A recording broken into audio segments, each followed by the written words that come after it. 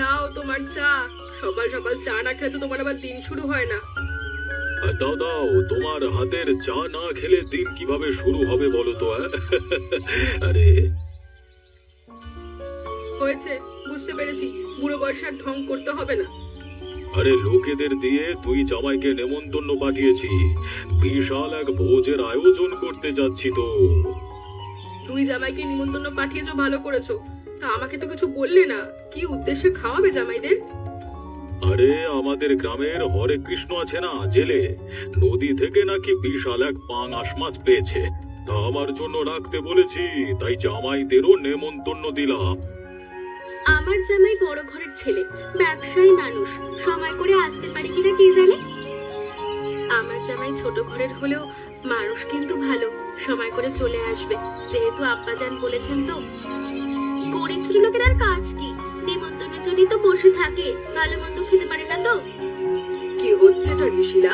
তোর মুখ সামলা, মুখে লাগাম দিয়ে কথা বল, এখানে কিন্তু আমরা আছি। ঠিক আছে, আমি আর কিছু বললাম না, তোমরাই বলো। আমি সব বললেই তো দোষ হয়ে যায়।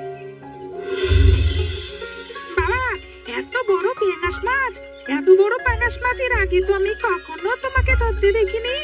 এত বড় পাঙাশ মাছ কিভাবে পেলে বাবা? কমলা, তোমাকে না বললাম নন্দুকে এখানে নিয়ে আসার দরকার নেই? মাছ দেখেছে, এখন তো চাইবেই এই মাছ খেতে।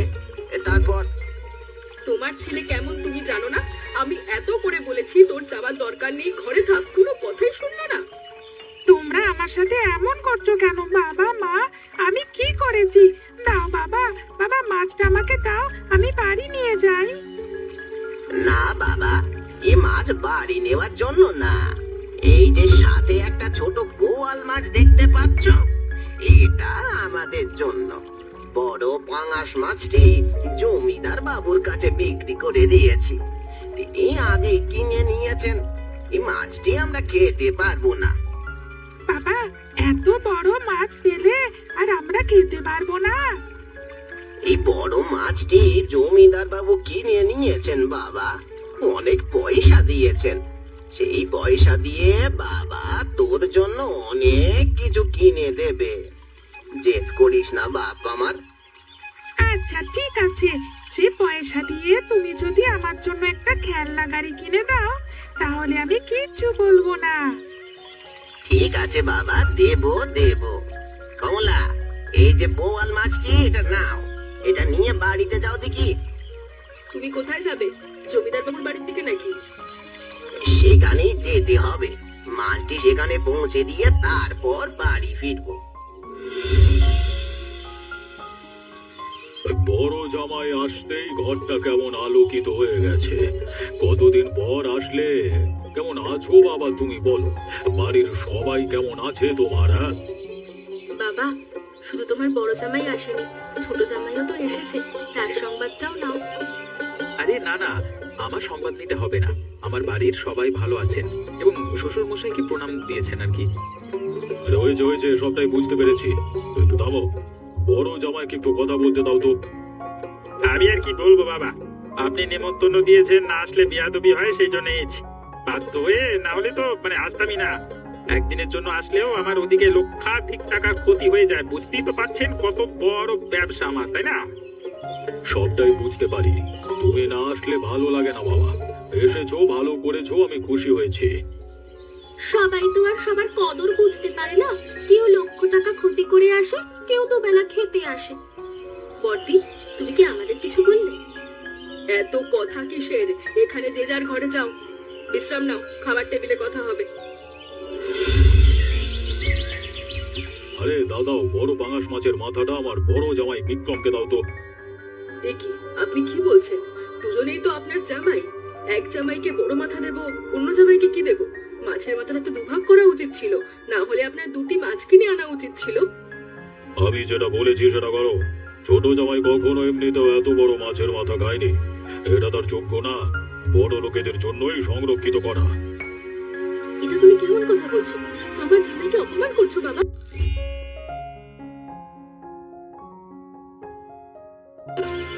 ছোট লোকদের মান অপমান বলতে কিছু আছে নাকি রে? এসেছি তো মান অপমান নিয়ে। দুজন আপনার মেয়ের জামাই, আপনি কিন্তু পক্ষপাতিত্ব করছেন। আমার মাছের মাথার দরকার নেই, এমনিতেও পছন্দ করি না। যাকে ইচ্ছা দিন, আমার সমস্যা নেই। আমার জামাইকে অপমান করার জন্য ডেকেছ, সেটা তো বললেই পারতে, আমি নিষেধ করতাম আসতে। এ কি ছোট বাবু, আপনি এখানে বসে আছেন কেন? আমি তো ভাবছি আপনাদের বাড়ির দিকে যাব। এ কি হরিকৃষ্ণদা, তুমি আমাকে বাবু বলে ডাকছো কেন? আমি তো তোমার থেকে বয়সে ছোট হই। যাই হোক না কেন, তাতে কি? আপনি জমিদার বাবুর বাড়ির জামাই, অবশ্যই আপনাকে বাবু বলে ডাকবো। আমি জমিদার বাড়ির জামাই হলেও আমিও তোমার মতো সাধারণ মানুষ, আমাকে বাবু বলে ডাকতে হবে না।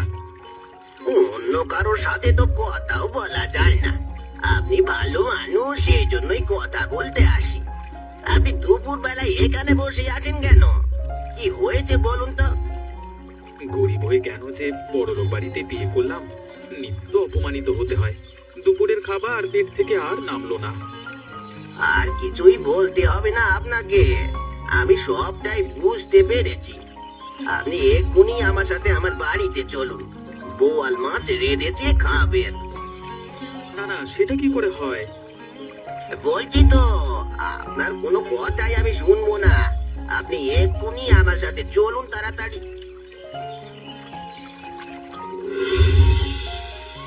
আরে দাও দাও, বোয়াল মাছের মাথাটা মোহন বাবুর প্লেটে তুলে দাও দেখি। তোমাকে না বলেছি আমাকে বাবু বলবে না, মোহন বলবে, বেশি হলে মোহনদা। আর হ্যাঁ, এই বোয়াল মাছের মাথা আমাকে দিতে হবে না, নন্দুকে দাও। আমাকে এমনি মাছ দিলেই হবে। কি হলো গিন্নি, তুমি বসে আছো কেন? এই তাড়াতাড়ি মাথাটা উঠিয়ে দাও। তার নিষেধ শুনছো কেন? মাথা এমনিতেও আমার পছন্দ নয়। আমি মাছ খেতেই ভালোবাসি, যাতে কাঁটা কম। আমি এমনিতেও মাথা খাই না। কি হলো মোহনদা, বসে আছো যে? তাড়াতাড়ি নাও, খাবারটা খাও। কেমন হয়েছে বলো? সত্যি করে বলছি, বিশ্বাস করো, খাবার অনেক ভালো হয়েছে। এত ভালো খাবার আমি কখনো খাইনি। তৃপ্তি করে খাবো আজকে।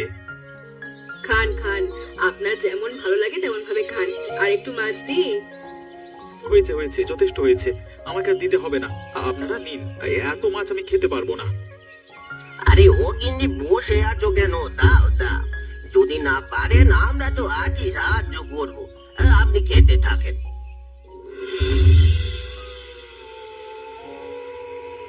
আমার শরীরটা ভালো লাগছে না, আমাকে একটু ধরে শোয়াও তো গিন্নি। হঠাৎ করে কেমন লাগছে তোমার শরীর? বেশি খারাপ লাগছে? হঠাৎ করে কি হলো কিছুই তো বুঝতে পারলাম না। শরীরটা খুবই খারাপ লাগছে, বুকে ব্যথা করছে। ওদেরকে ডাকো তো। শিলা, লীলা, বড় জামাই, তোমরা কি কোথায় আছো? এদিকে এসো, তোমার শ্বশুর অসুস্থ হয়ে পড়েছে, তাড়াতাড়ি এদিকে এসো। কি হয়েছে মা? বাবার কি হয়েছে? বাবা এভাবে শুয়ে আছে কেন? ও বাবা, বাবা কথা বলছো না কেন বাবা? কি হয়েছে? এত রাতে চেঁচামেচি করছেন কেন? আপনাদের জন্য তো শান্তিতে ঘুমাতে পারছি না। তোমার শ্বশুর অসুস্থ হয়ে পড়েছে, ডাক্তার ডাকো, তিনি জ্ঞান হারিয়ে ফেলেছেন। আমার তো আর খেয়ে দে কাজ নেই, আমার হাতে অত পয়সা করি নেই, ডাক্তার ডাকতে পারবো না। আমি এখন ঘুমাবো। জামাই বাবু, আপনি তো কেমন কথা বলছেন? বাবা অসুস্থ হয়েছে, আপনি ডাক্তার ডাকবেন না? আপনি কিনা টাকা পয়সা চিন্তা করছেন? ছি ছি ছি ছি। কার সাথে কি কথা বলছিস ভেবেচিন্তে কথা বল রে। আমার জামাইয়ের ব্যাপারে একটা উল্টোপাল্টা কথা বলবি না। চলো তো এই ঘর থেকে, কিছুই হয়নি, শুধু শুধু শুয়ে আছে, বলছে অসুস্থ হয়েছে। আরে অসুস্থ হলে এমনিতেই ঠিক হয়ে যাবে, ঘুমাতেও পাচ্ছি না, এদের জন্য যত সব ভালো লাগে না। কি হয়েছে নন্দু, তুই এভাবে হাঁপাচ্ছিস কেন? আর এত রাতে তুই কোত্থেকে ফিরলি? আমি জমিদার বাড়ির উপর দিয়ে আসছিলাম, খবর শুনে আসলাম জমিদার বাবু নাকি খুব অসুস্থ হয়ে পড়েছেন। তার অবস্থা নাকি তেমন একটা ভালো নেই, সবাই কান্নাকাটি করছে সে বাড়িতে। কি বলছিস? সত্যি বলছিস তুই? ভালোভাবে জেনে শুনে এসেছিস নাকি উল্টো পাল্টা কথা বলছিস? ভেবে বল। আরে বাবা, আমি কি ছোট নাকি? আমি সত্যি বলছি। আমি আর আমার বন্ধু জমিদার বাড়ির পাশ দিয়ে আসছিলাম, তখনই শুনে আসলাম কান্নাকাটির আওয়াজ। জমিদার বাবু নাকি অসুস্থ হয়ে পড়েছেন, সেটাও শুনে আসলাম। না না, আর এক মিনিটও আমার দেরি করা ঠিক হবে না। এক্ষুনি আমাকে তাদের বিপদে এগিয়ে যেতে হবে। মোহনদা, তুমি সেখানে গিয়ে কি করবে? সেখানে তো অনেক মানুষ আছে, তুমি আরো উল্টো সেখানে কি অপমানিত হবে। তোমার সেখানে যাওয়ার কোনো দরকার নেই। না না না না, শত অপমান করলেও আমি এখানে বসে থাকতে পারি না। তার এই দুঃসময়ে আমাকে তার পাশে দাঁড়াতেই হবে। আমি চললাম।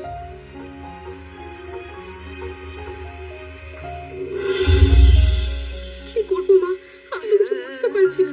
জামাইবাবু যে মুখ ফিরিয়ে চলে গেল, রাত তো অনেক হতে চললো। বাবার অবস্থা তো ক্ষণে ক্ষণে খারাপ হয়ে আসছে গো। কি করবো মা, আমি তো কিছু বুঝতে পারছি না। বড় মেয়েটার যে এত অধঃপতন হবে সেটা আমি কখনো ভাবিনি। বাবার এই অবস্থা দেখেও কি করে পারলো নিজের ঘরে গিয়ে ঘুমোতে। ওসব ছাড়ো, বাবার জন্য কি করবো সেটা বলো। আপনারা এখন চিন্তা করবেন না, আমি থাকতে শ্বশুর আব্বাজানের কিছুই হতে দেব না। আপনারা কোনো চিন্তা করবেন না, আমি চলে এসেছি। মোহন বাবা, তুমি এসেছো? এত অপমান সহ্য করার পরেও তুমি এসেছো? ওসব কথা পরে হবে, ওসব কথা এখন বাদ দিন। রাত অনেক হয়েছে, গ্রামে গাড়ি পাওয়া যাবে না। নিজেদের সেবা যত্ন করে তাকে বাঁচাতে হবে। দেখো বাবার কি যেন হয়েছে, কোনো কথা বলছে না, জ্ঞান হারিয়ে ফেলেছে। গাটা একেবারে জ্বরে পুড়ে যাচ্ছে। তুমি কোনো চিন্তা করো না, তুমি এক কাজ করো, এখনই গিয়ে এক বালতি জল নিয়ে আসো। যেভাবেই হোক আগে বাবার শরীরের তাপমাত্রা কমাতে হবে। শরীরে অতিরিক্ত তাপমাত্রা থাকলে খুবই ক্ষতি হয়, মানুষও মারা যেতে পারে। তাপমাত্রা আগে কমাতে হবে। মা, আপনি এক্ষুনি গিয়ে একটি কাপড় নিয়ে আসুন। বাবার মাথায় জলপট্টি দিতে হবে। আগে বাবার জ্ঞান ফিরুক, তারপর ওষুধ খাইয়ে দেব। আপনারা শক্ত হন, ধৈর্য ধারণ করুন। বাবার কিচ্ছু হবে না, আমি যেটা বলছি সেটা করুন। এগে, তোমাদের সবার এই অবস্থা কেন? তোমরা সবাই ঘরে না ঘুমিয়ে এখানে? একটু বাবার জ্ঞান ফিরেছে।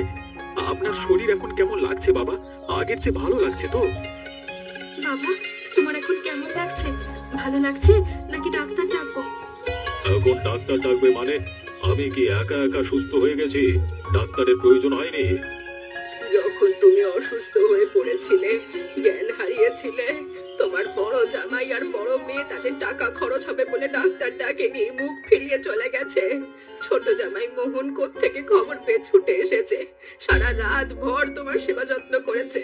অত রাতে ডাক্তার পাওয়া যেত না। যে জামাইকে তুমি অবহেলা করেছো সে তোমার জীবন বাঁচিয়েছে। যাকে আমি ছোট লোক গরিব বলে অপমান করলাম, সেই আমার জীবন বাঁচালো। আর বড় লোক জামাই মুখ ফিরিয়ে নিল। তুমি আমাকে ক্ষমা করো বাবা। আপনি আমার গুরুজন, আপনি আমার শ্বশুর মশাই। আপনার ক্ষমা চাইতে হবে না। আমার বাবাও তো মাঝে মধ্যে ভুল করে। যে বড় লোক জামাই আমার কোনো কাজে আসে না, তাকে আর আমি এ বাড়িতে রাখবো না। ওদেরকে বের করেই ছাড়বো। আমার মেয়েরও যোগ্য না ও। বিষয়টা পরে দেখা যাবে, আগে তুমি সুস্থ হও, বিশ্রাম নাও। আমি এ বাড়িতে যেটা বলি সেটাই হয়। আমার উপরে কোনো কথা হবে না। আমি যেটা বলবো সেটাই হবে। আমি বলেছি তুমি এ বাড়ি থেকে বের হয়ে যাবে, সাবস্ক্রাইব করে পাশে থাকুন, কারণ পরের গল্পটা আরো বেশি চমকপ্রদ হতে চলেছে। তার মানে তুমি বের হয়ে যাবে। তোমার মতো জামাই আমার দরকার নেই। বাবা, তুমি কিন্তু আমার জামাইকে অপমান করছো। আমার জামাইকে এভাবে অপমান করতে তুমি পারো না। আমি তোমাকে ঠিকঠাক মতো মানুষ করতে পারিনি। আমার সাধ্য থাকলে জামাইকে বের করে দিতাম আর তোকে রেখে দিতাম, কিন্তু তা আমি করব না। তোর জামাইয়ের সাথে যাওয়ার তোরও অধিকার আছে, এবং তোর জামাইরও তোকে নিয়ে যাওয়ার অধিকার আছে। চলে যা তোরা। এরা তো চাচ্ছিল আমি মরে যাই, যাতে জমি জমার ভাগ পাবে। বড় লোকদের একটাই সমস্যা, লোভ আর লোভ। তুমিও তো বড় লোক, তোমারও তো অনেক লোভ ছিল। মানুষকে মানুষ বলেই মনে করতে না। আমি নিজের ভুল বুঝতে পেরেছি। এরপর থেকে সবাইকে মানুষ মনে করব। দ্বিতীয়বার কখনো আর এ ভুল করব না। কি হলো, তোমরা দাঁড়িয়ে আছো কেন? বলেছি না এক্ষুনি আমার বাড়ি ছেড়ে চলে যাও। কখনো আর এ বাড়িতে ফিরে আসবে না। যদি ভালো মানুষ হতে পারো তখনই ফিরে আসবে। জমিদার বাবু, আপনি আমাকে ডেকে পাঠিয়েছেন? আপনার নাম শুনতে আমি দ্রুত চলে এসেছি। কেন ডেকেছেন আমাকে বাবু? হরে কৃষ্ণ, তুমি যে কত বড় কাজ করেছো সেটা আমি জেনেছি। তুমি আমার বাড়ির জামাই মোহনকে আশ্রয় দিয়েছো, তার খাতিরদারি করেছো, যেটা আমার জন্য সম্মানের। আমি তোমাকে পুরস্কৃত করতে চাই। আরে না না জমিদার বাবু, তেমন কিছু নয়। মোহন দাদা খুবই ভালো লোক। আমরা যে ছোট লোক গরিব সেটা কখনো মনে করেন না। আমাদের খুবই আপন ভাবে, সেই জন্যই আমরা তাকে আপন ভাবি। আমার আমার এই ছোট মেয়ের জামাইয়ের জন্য সব জায়গায় আমার মাথা উঁচু হচ্ছে, আর সেই জামাইকে আমি ভুল বুঝেছিলাম। হরে কৃষ্ণদা, তোমার তো এমনিতেই অভাব অনটন, যেহেতু আমার শ্বশুর মশাই তোমাকে পুরস্কৃত করতে চান, পুরস্কারটা তুমি নাও। সেটা কিভাবে নেই বলো? আমরা গরিব মানুষ, প্রতিদান তো নিতে পারি না, সেটা আমাদের গায়ে লাগে, লজ্জা লাগে। আচ্ছা ঠিক আছে, বুঝতে পেরেছি। তুমি এক কাজ করো, বড় কোনো মাছ থাকলে আমাদের জন্য নিয়ে এসো। একই সাথে তোমার পরিবারের সবাইকে নিয়ে আসবে, সবাই মিলে একসাথে খাবো। এটা একটা ভালো কাজ, প্রতিদানের মূল্যায়ন করলাম না, একসাথে খেলাম। কালকে কিন্তু চলে আসবে হরে কৃষ্ণ। আচ্ছা ঠিক আছে বাবু, চলে আসবো। এই এখন তাহলে আমি যাই। আজকে কোনো ভুল করলে চলবে না কিন্তু গিন্নি। আমার ছোট জামাই মোহনের প্লেটে বড় মাথাটা দাও, খাসির মাথাটা যে রান্না করেছো সেটাও দাও। আমার কোনো উল্লেখযোগ্য খাবারের দরকার নেই, আপনারা যে আমাকে ভালোবাসেন, অবহেলা অপমান করেন না, এটাই সবচেয়ে বড় পাওনা।